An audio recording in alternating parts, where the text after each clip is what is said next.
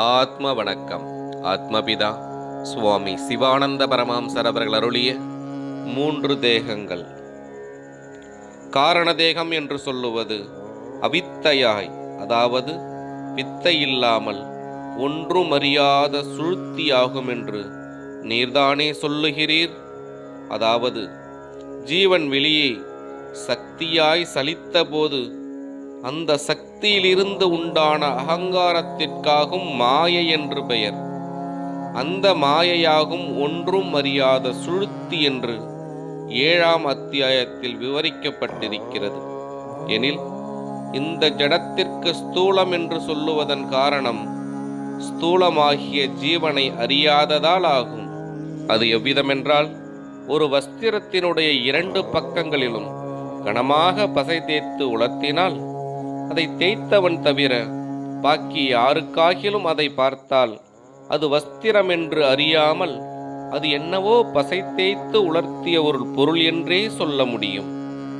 அவ்விதம் பசை தேய்த்துள்ள பொருளின் மேல் சாயத்தினால் உலகத்திற்கு ஒப்பாக்கி ஒரு படம் வரைந்து, அதாவது ஆகாசமும் பூமியும் சமுத்திரமும் தவிர மனிதன், மிருகம், பறவை, ஊர்வன என்றும் மற்றும் நாம் சொல்லி வருகின்றவையும் அடங்கிய ஒரு சித்திரம் வரையப்பட்டது. எனில் சிருஷ்டிகளில் மிருகம், பறவை, ஊர்வன என்றும் மற்றும் சொல்லி வருபவற்றிற்கு வழக்கத்திற்கு இல்லாததான ஒரு நிலைமை மனிதன் என்று அபிமானித்து வருகின்றவர்களாகிய நமக்குண்டு.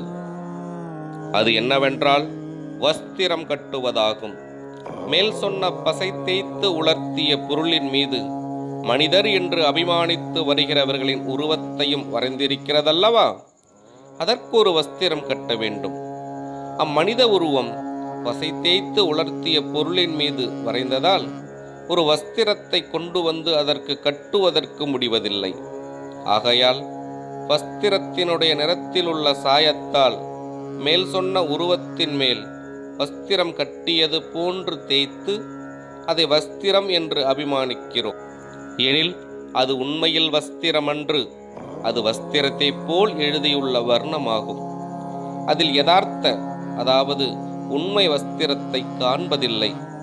உண்மை வஸ்திரத்தை காணும் பொழுது முன் சொன்னவை யாதொன்றும் அதன் மேல் உண்டாகி இருப்பதில்லை. உண்மை வஸ்திரத்தை காண வேண்டுமென்றால் அதன் மேல் பூசியுள்ள பசையை போக்க வேண்டும்.